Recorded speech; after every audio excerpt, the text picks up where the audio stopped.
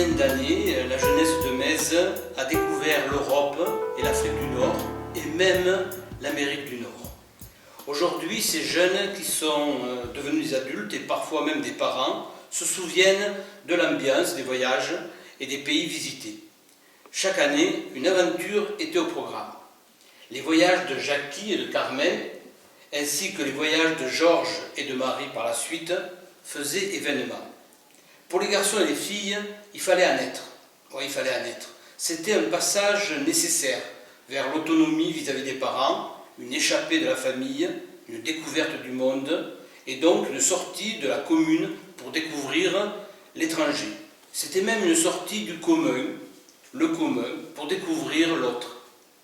D'année en année, la répétition incessante de ces sorties, hors frontières, devient une institution. Ne dit-on pas aujourd'hui qu'être mésois ou mésoise, c'est d'avoir participé au voyage de Jackie et de Carmen, ou de Georges et de Marie. Voilà. Tout commença avec Jackie et Carmen. Ils étaient enseignants au collège de Metz, lui en mathématiques, elle en espagnol. Dans les maisons, les rues et les places de Metz, tout le monde les connaît, mais pas que pour les voyages, aussi pour leur identité occitane, choriste et associative. Jackie n'est-il pas un des fondateurs même de l'auberge de jeunesse de Metz? Déjà dans le voyage donc des jeunes, version accueil des voyages. Jackie et Carmen, mésois et mésoises d'habitat, de travail et de langue, mais aussi ardents agents du cosmopolitisme. Jackie et Carmen sont des citoyens et des citoyennes de Metz et du monde, les deux assurément. Jackie et Carmen, on voudrait vous demander comment et quand les voyages débutèrent avec le collège. Mais la première année, mais je vais le dire en occitan, mais je vais essayer de le faire en français. La première année, ça a été en 1970. C'était la première année où j'étais au collège à Metz et Carmen était encore au collège à Frontignan. À Frontignan, oui, j'étais à Frontignan. Et donc, j'avais une petite tradition derrière moi, car j'étais avant au collège de Gignac et on avait fait avec les sous que nous gagnions avec des petits spectacles, on avait organisé des voyages en France. On était très, très modestes. Mais quand je suis arrivé à Metz, j'ai senti une autre dimension qui arrivait. Et notre premier voyage, il a été quand même très modeste par rapport à ce que nous ferions plus tard, ça a été l'Andorre. Et c'était en 1970. Et nous en avons une photo par là, où nous sommes tout le groupe avec... C'est extraordinaire. Déjà, ça commence avec deux Hollandais, Wilfried et Pam Pam. L'histoire de Pam Pam, c'est extraordinaire, hein, c'est qu'on s'était arrêté à Thuir, et Wilfried et Pam Pam, je ne me rappelle plus son nom, ils étaient donc deux touristes qui eux aussi visitaient les caves de Thuir. Et voilà que Pam Pam, qui conduisait, n'a pas voulu boire du beer, mais il a bu du Pam Pam. Ça a été automatiquement, lui, il a été Pam Pam, et ils ont fait tout le voyage en Andorre, dans leur voiture, à nous suivre. C'était déjà, bon, c'était agréable quoi, de vivre comme ça. Et la photo que peut-être nous pourrons voir tout à l'heure, c'était la photo que nous avions prise avec eux au col d'Envalira, à 2000 et quelques mètres d'altitude. Voilà. C'était la première expérience mésoise du voyage, très modeste, 3 jours, ou 4, je ne sais pas, peu importe. C'était très modeste, mais ça a été le premier, et ça a marché. Là, comme on dit vulgairement, la mayonnaise a pris. Voilà. Et après, on a continué. Et alors, ensuite l'année d'après, là, merci Marie, mais j'ai pas mes lunettes, Carmen, qu'est-ce que tu as dit? Ça va de 1970 pour nous à 1985, donc l'Andorre, après en passant par les lacs italiens, la Suisse, la Yougoslavie, est-ce que je fais l'énumération? Le Pays Basque, Florence, Autriche, Portugal, Angleterre, Bretagne, Rome, Andalousie, Sicile, Sardaigne, Corse, Hollande, Grèce et Tunisie, ensemble, avec Georges et Marie. Voilà, on a fait un voyage Et ensemble. vous partiez avec un car, combien de personnes, combien de jeunes, combien d'adultes? Ah oui. Alors, pour rentabiliser le car, il fallait le remplir. Mais ça, il n'y avait pas de problème. C'est la Il y avait toujours. Le problème, c'était les accompagnateurs. Et là, justement, je tiens à le dire. Si j'en oublie, vous me le dites, parce que je ne veux pas faire des terres. Il y avait, en général, c'était des gens qui étaient des collègues du collège. Je veux parler d'Anne-Marie Monteil. Je veux parler, qui était prof d'anglais. Je veux parler de Denise Puyala, qui était prof de sciences. Je veux parler de Claude Maury, qui était prof d'espagnol, qui j'oublie dans le temps. Ah ben, il y avait le couple Cazenave qui était dans le primaire. Les Cazenave qui étaient là aussi. Il y avait le couple Candelier de Montpellier, Claude Qui venait nous aider aussi. Parce que nous, on allait à leur voyage, ils venaient nous aider. Donc il y avait des... C'était pas... Montagnac, comment Delgado. Non, José.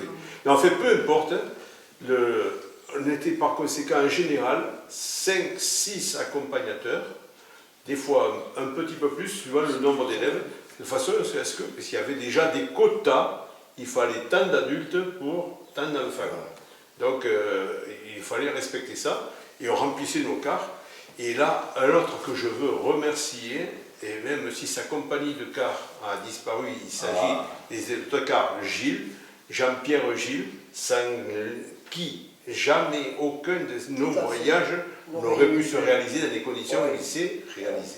C'était vraiment quelqu'un d'extraordinaire. Les jeunes avec quel âge? Alors, le recrutement se faisait de la manière suivante. On faisait un appel, entre guillemets, d'offres au troisième. Quand le car n'était pas complet, on passait au quatrième. Et puis, s'il en restait encore une ou deux places, des fois, c'était complet. On prenait quelques cinquièmes. Et les anciens élèves. Les secondes qui étaient parties au lycée. Au lycée. Secondes qui voulaient revenir. Voilà. Donc, on n'a jamais eu de problème de remplissage de l'autocar.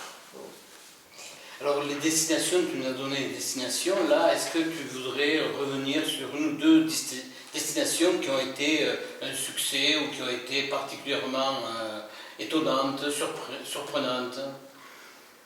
Ben, tout était magnifique. Mais là, en relisant, tout était bien intéressant, on faisait des choses, c'était magnifique. Mais en lisant, je vois Bretagne, 1979. Et bien, cette année-là, en 1979, en Bretagne, c'était pas prévu. C'était pas prévu.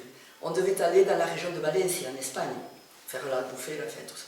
On avait tout organisé. Et voilà que, juste 1 ou 2 jours avant de partir, des attentats. Il y avait des attentats. Et c'était grave. C'était les fascistes espagnols. Oui, bon, c'était après la mort. Qui foutaient. Tout ça, en fait. Et donc, nous, on se faisait des soucis, on a dit, on ne va pas partir là-bas, c'est pas sûr. Alors, les parents se faisaient des soucis, on s'est réunis, donc, on a fait une réunion, la veille du départ, on devait partir, parce que ça venait de se passer. Et chacun a exprimé ses craintes, et on a dit, on annule, on ne va pas à Valencia. On leur a dit, si vous nous donnez un jour, on retarde le voyage, on devait partir le lendemain, on retarde le voyage d'un jour, et on va essayer de monter quelque chose en Bretagne. En Bretagne, c'est bien, la Bretagne aussi, on ira à l'auberge de jeunesse et tout ça. Alors les parents ont été d'accord. Et nous, on a passé la journée à téléphoner à toutes les auberges bretonnes, à mettre sur pied un trajet, et ça. On a prévenu évidemment les autocars Gilles, et on est parti en Bretagne, on s'est régalé. Voilà. Et je vois que vous aviez comme destination aussi l'Afrique du Nord. Oui. Est-ce que tu peux nous parler de ce voyage d'Afrique du Nord? Le Maroc, ça c'était vous. Hein. Voilà. Alors c'est... Non, la première fois que tu dis, c'est vous. Avec vous. Ensemble, voilà, les 4. C'est vous. La première, c'est toi qui l'avez organisé. Mais je voudrais quand même, on apporte une petite précision, ce que dit Jean-Pierre, c'est que, je ne sais pas si tu te souviens, quand la première fois, le premier voyage qu'il a fait, je crois que la veille, il venait de passer son permis de conduire. Ah, mais ça, c'était avec Carmen. Là, c'était un voyage scolaire. C'était un voyage dans le cadre de l'espagnol. Et... Il avait 19 ans, je crois. Non, on avait 21 ans. 21 ans. Non, mais c'est que Alors, je j'oublie voulais de te dire tout à l'heure, c'est que quand on faisait ces voyages, au départ, c'est que les gamins, ils avaient participé financièrement à leur voyage en ramassant des bûches. C'était le jeudi encore à l'époque, qui était le jeudi de repos. Pour la semaine.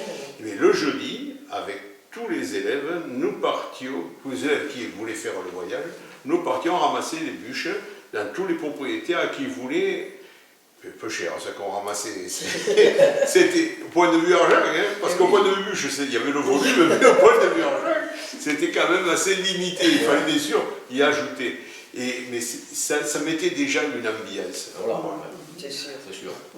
Et ces jeunes, et vous-même, vous logiez où quand vous étiez partis en voyage? Principalement. À 90% dans l'auberge jeunesse, et il nous est arrivé aussi de faire des bivouacs, carrément dehors, en pleine nature.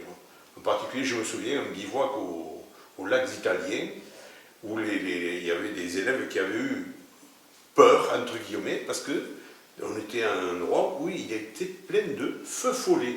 Il me dit, monsieur, mais il y a des lumières dans la nuit qui volent comme ça. Et bien je dis, non, mais ne vous affolez pas, c'est rien, ce sont des feux follets, vous ne pouvez le rendre pas. Tu vois le genre de truc qui nous est arrivé. Sinon, il y avait une tradition, c'est que quand on avait un trajet long, qu'on coupait par une nuit en route, on ne réservait pas l'hôtel. Alors on s'arrêtait à une aire d'autoroute, les garçons bivouaquaient dehors, et les filles, dans le car, on avait mon duvet, et voilà, ça se passait comme ça. Il y avait autant de filles que de garçons. À peu près, on n'a jamais fait de statistiques, mais c'était 50-50. Hein. Et est-ce que vous avez un souvenir d'enchantement par rapport au pays visité, hein, d'abord? Voilà. D'abord, pour la visite du pays, est-ce qu'il y a un pays qui vous a particulièrement marqué, enchanté? Nous avions choisi, quand nous choisissions les itinéraires et les lieux où je ne sais pas, peut-être la Sicile, je vais retenir. Dis-nous quelque chose. La Sicile, en fait, on y est allé 2 fois hein, avec les élèves. 3 avec nous.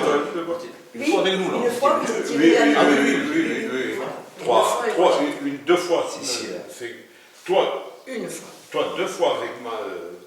peu importe. Et la première fois, c'est la découverte de la Sicile, ça a été quelque chose de fabuleux, effectivement. On dormait, il n'y avait pas d'auberge jeunesse, on dormait dans un couvent. Ah, c'est à Castroreale. Oh là. On dormait dans un couvent plus ou moins désaffecté. Nous aussi, on y est allé. On n'était pas ensemble. La deuxième fois où on est allé... Alors, qu'est-ce qui s'est passé à ce couvent? Oh mais rien, mais c'était une ambiance de couvent, avec des jeunes qui explosaient de joie là-dedans, c'était quelque chose d'extraordinaire. Castroreale, sur la côte nord de la Sicile. Que j'avais changé un tube fluorescent sur... Exactement, oui.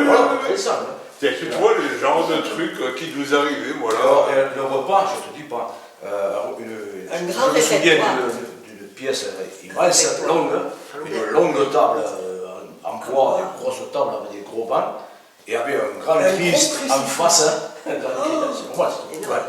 Et tous les élèves, voilà, mais alors, tout le on était perdus. Jusqu'à la fin du repas où on était tous retrouvés. Je veux dire, il y a l'ambiance tranquille, personne ne criait, tout le monde était là. Ah, c'était bien, c'était bien. Le Seigneur avec nous, voilà, c'était tranquille. Et alors, arrivé dans le lit, c'était des lits de couvent, donc en fer, des lits tout en fer, dans des grands dortoirs immenses. Par contre, le lendemain matin, je ne sais pas si tu te souviens, une terrasse immense, c'était un peu en ruine quand même. Oui. Et on avait la vue sur l'Etna. Je me souviens, c'était magnifique, parce que c'était très élevé. Alors, c'était vraiment... Mais à propos de l'ENA, nous y sommes montés quand c'était encore possible. Oui, moi aussi. C'était interdit. On était bien allés à Catane. Catane, oui, on a fait Voilà. le marché. Le marché de Catane. Oh là Le là. marché de Catane. Ah, Alors, le marché de Catane, on nous avait dit, surtout, allez voir le marché parce que c'est pas moi. Mais surtout, aucun bijou, rien. C'est pas un de dit sac, de voleur, à ce qui voilà. paraît. Alors on avait tous caché nos bijoux, nos chaînes, nos bracelets, on avait les anoraks, on avait un petit sac à dos avec pas grand chose, on avait tout laissé à l'auberge. Et on a fait le marché de Catane, mais on n'en revenait pas de voir ces poissons, ces fabuleux, ces poissons enroulés, avec des choses espadons. des espadons, voilà. C'était magnifique. Les gens, on communiquait quand même avec eux, ils étaient ouverts, ils étaient gentils, quoi, voilà. Et le soir, à l'auberge de jeunesse, alors c'était le père aubergiste, comme il avait vu que Jackie avait fait une omelette avec beaucoup d'oignons et de la farine, il se débrouillait bien pour ça, et je l'ai appris ce jour-là. Hein. Et alors on avait fait le souper, tout ça. Et le père aubergiste, comme il avait vu l'ambiance, on avait sympathisé, il nous avait offert une cacci de cavallo, un gros fromage. Et bien dodu, comme ça, qu'on s'était partagé. Ça avait été on avait été très bien accueillis. Et en dehors de ça, Jean-Pierre, il avait cherché un garage pour mettre la nuit son car. Là j'ai vécu quelque chose d'extraordinaire. Et alors là, peut-être tu peux le raconter, parce que avec la police, avec les... Parce qu'on a cherché un garage pour passer la nuit, le car, et qu'il soit tranquille. Parce que là-bas, c'est quand même craignos. Alors, on demande comme ça à quelqu'un, il me dit, mais adressez-moi ce monsieur-là. On voit le monsieur, il dit, oui, vous prenez votre car, et je vous accompagne. Suivez-moi, c'est ça. Oh, suivez-moi. On va, on arrive, ça c'est interdit. Non, mais allez-y. Lui passer devant avec la voiture. En face arrive une voiture de police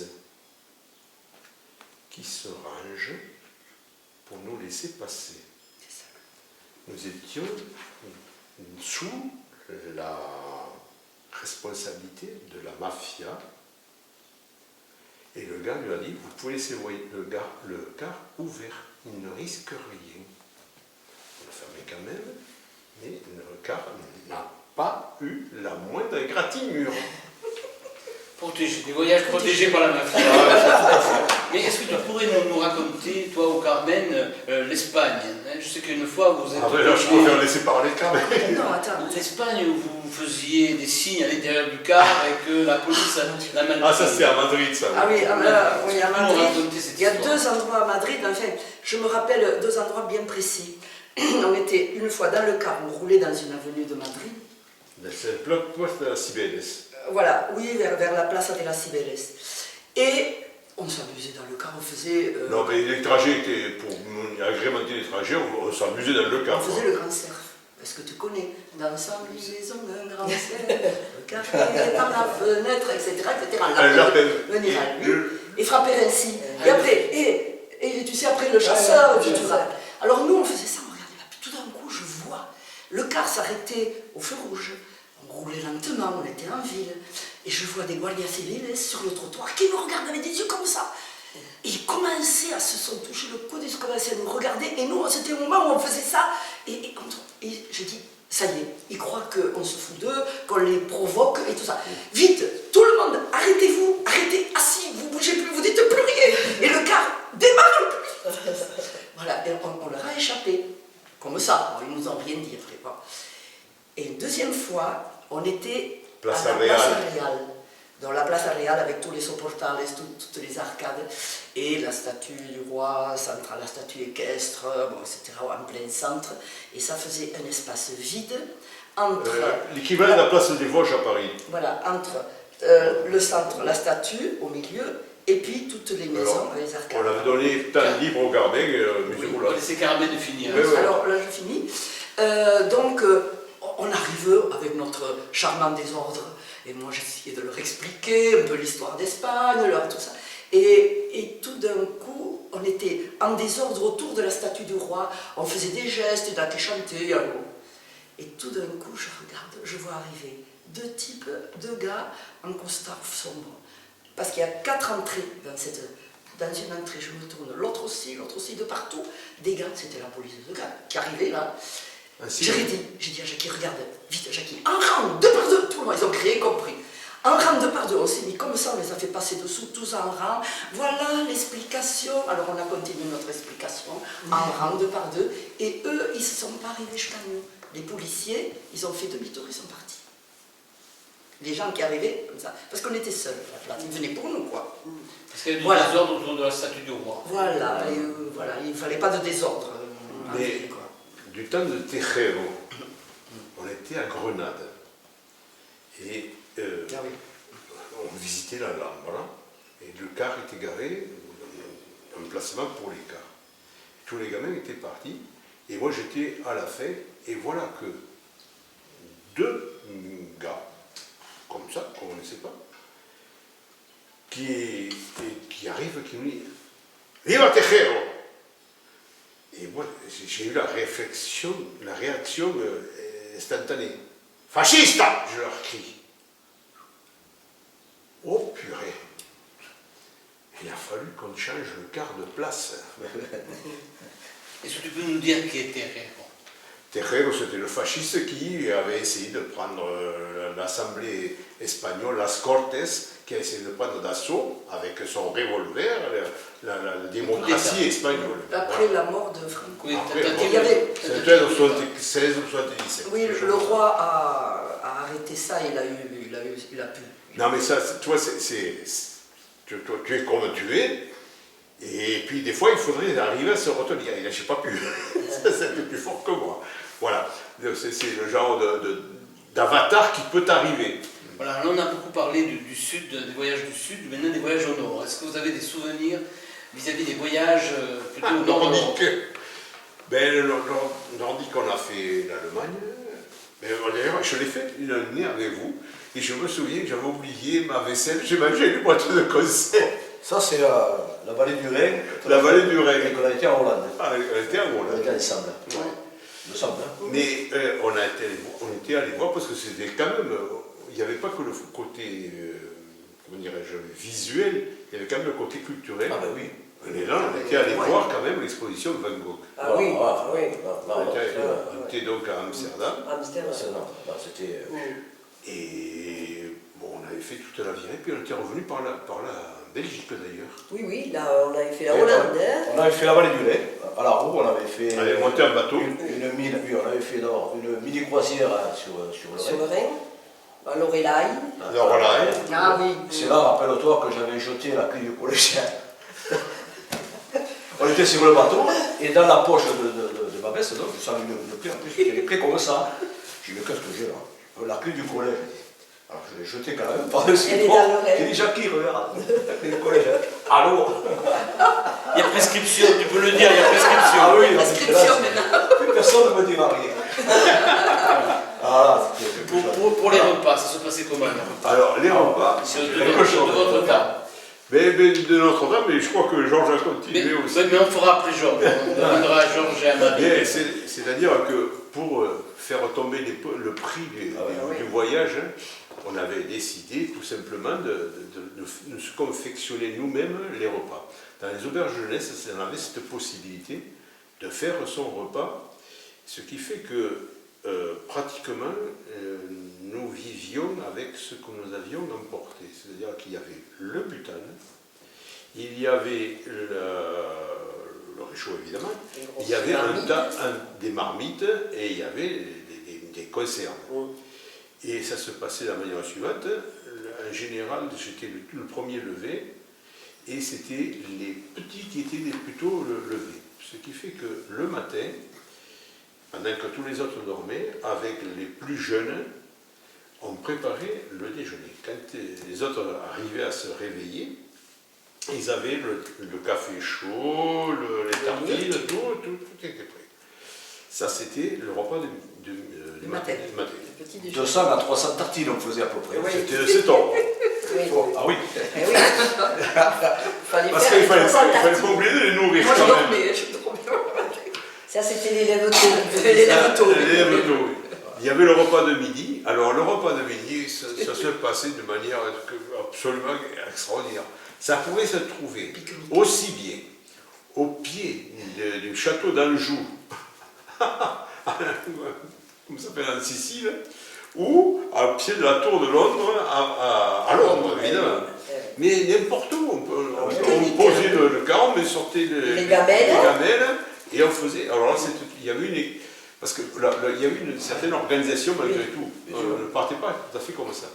Je ne sais pas s'il y avait 6, 7 ou 8 équipes. On va voir, on va compter. Donc, Tout à fait. ça les valorisait. On prenait les grands de 3e. Parce que faut revenir sur Jean-Pierre, parce que Jean-Pierre, c'est quand même un type extraordinaire. On voulait quand même. Jean-Pierre, c'est le chauffeur.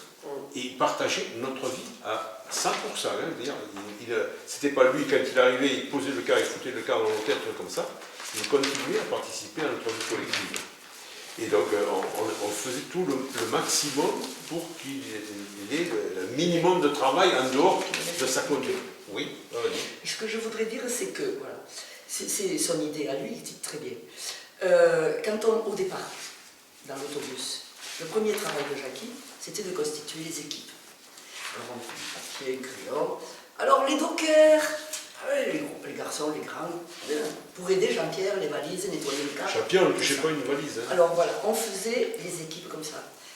L'équipe des commissions, alors c'est qui devait aller faire les courses, acheter le pain, enfin des fruits, des légumes. Alors donc, on se nommait, on montait les équipes. Il y avait ensuite l'équipe du repas de midi et du pique-nique. Parce qu'à midi, c'était toujours pique-nique, on ne chauffait pas, on ouvrait des conserves, on faisait bon. Ensuite, il y avait l'équipe du nettoyage à midi, qui passait après nous pour laisser les lieux propres. Après, enfin, je comptais, je ne sais pas comment ça fait. Après, l'équipe du soir, alors à l'auberge, moi, la cuisine du soir, le souper, je m'occupais. L'équipe de plonge, c'était Denise Piala, souvent, Denise Piala. Il faut ajouter qu'il n'y avait pas d'équipe sans un responsable adulte. Voilà. Chaque équipe était dotée d'un adulte. Voilà, chaque équipe était dotée d'un adulte. Et on avait des adultes de reste. Alors des fois on était 2, enfin voilà. Une année on était 11 adultes. Je ne sais plus quelle année on est allé. Bon, on était souvent plus. On était 11 pour une cinquantaine de personnes au total. Pour 40 jeunes. Voilà. 11 adultes pour 40 jeunes. Oui, voilà. Une année, sinon on était 8 à peu près, quoi. Voilà. Et voilà, donc c'était le premier travail de Jackie dans l'autobus.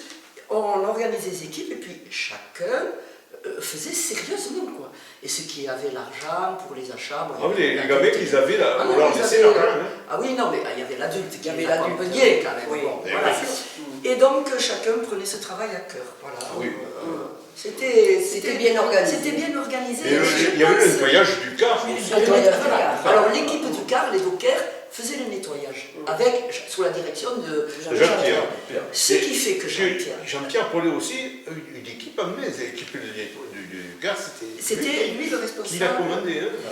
Et il faut dire aussi que quand on devait aller dans un musée ou visiter quelque chose, une visite, au lieu de dire au car, bon ben, tu nous laisses devant et tu viens nous rejoindre, on se débrouillait toujours pour arriver avec le car, que le car puisse se garer, on descendait tous et avec Jean-Pierre, on allait faire notre visite. Oui, toujours. Donc, il nous accompagnait.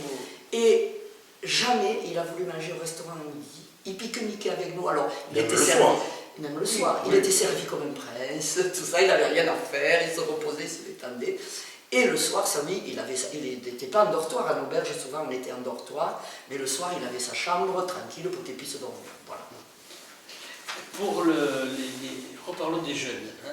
Est-ce que vous avez dans vos voyages des souvenirs d'événements cocasses ou risqués Alors, voilà. Et après, on donnera la parole à Marie et à Georges. Et puis ensuite, on pourra tous parler si on a envie. Mais voilà, donc, voilà. Cocasse. Quelle cocasse? Alors, cocasse. Cocasse. Ah oui, cocasse. Cocasse. Ah non, moi. Ah non. Non. Donc d'abord Carmen et après Jacques. Cocasse, un pique-nique au pied de la Tour de Londres, la sortie du parking du car, parce que c'était pratique. On sortait les gamelles et tout. On a fait cuire des nouilles et préparer de la sauce tomate au pied de la Tour de Londres. Et un autobus de Polonais, de touristes polonais, s'est arrêté de l'autre côté. Alors nous, on mangeait, il y avait une allée d'arbres qui faisait de l'ombre, on avait la Tour de Londres, l'entrée du parking pas très loin, le car dans le parking. Et on mangeait dehors, on avait les nouilles, la sauce tomate dessus, on mangeait. l'autobus de touristes polonais s'est arrêté, nous a ouvert des grands On yeux. leur a fait un peu Et alors, de ils nous ont fait comprendre, ah, c'est pas bon.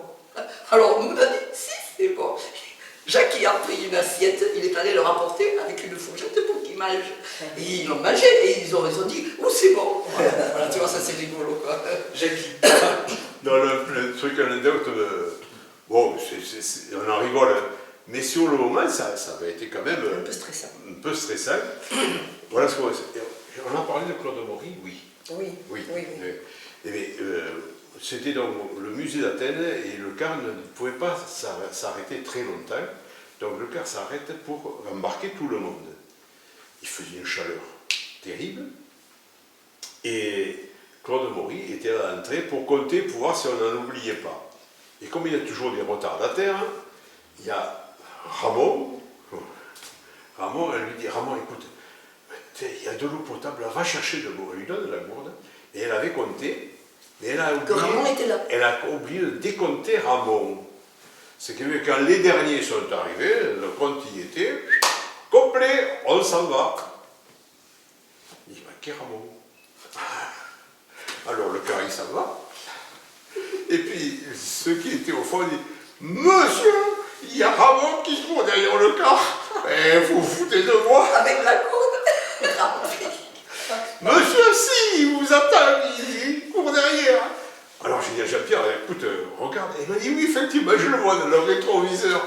Au premier feu rouge où il a pu s'arrêter, et Ramon, comme ça, avec la gourde pleine de dos. Oh purée. Claude Maury s'est excusé parce que c'était, voilà, elle l'avait envoyé chercher de l'eau. Elle l'avait compté comme étant rentrée. Elle a dit tout le monde est là. Puis... Ben, toujours à Athènes.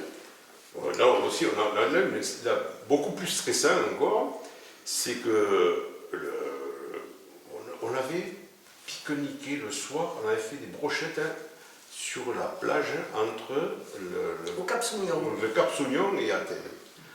Voilà, tranquille. Et on rentre, c'était 11h30, minuit, un truc comme ça. Et directement au lit. Voilà, comme ça. Et puis, il y a une fille qui m'a dit, monsieur, il manque une telle. Alors je lui dis, quand même, écoute, contrôle, ça fait le tour des water, des touches. Bon. Elle vient un moment après, elle me dit, non, mais elle n'y est pas.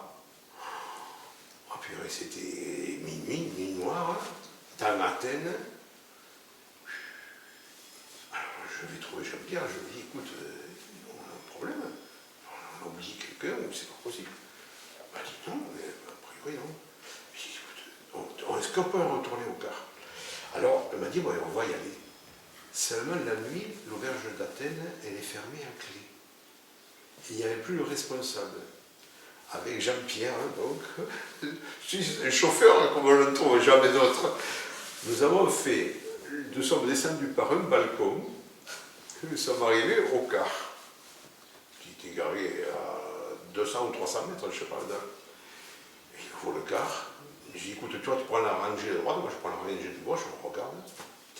Il me dit, qu'il y a une fois, il me dit, j'ai vu personne. Et je dis, moi non plus. Donc là, on commençait vraiment à angoisser. Et en remontant, comme ça, dans un coin, tout en noir, dans la nuit, on voit une forme. On lui tape sur l'épaule. Bonsoir, tu sais qu'on est arrivé? Ah bon?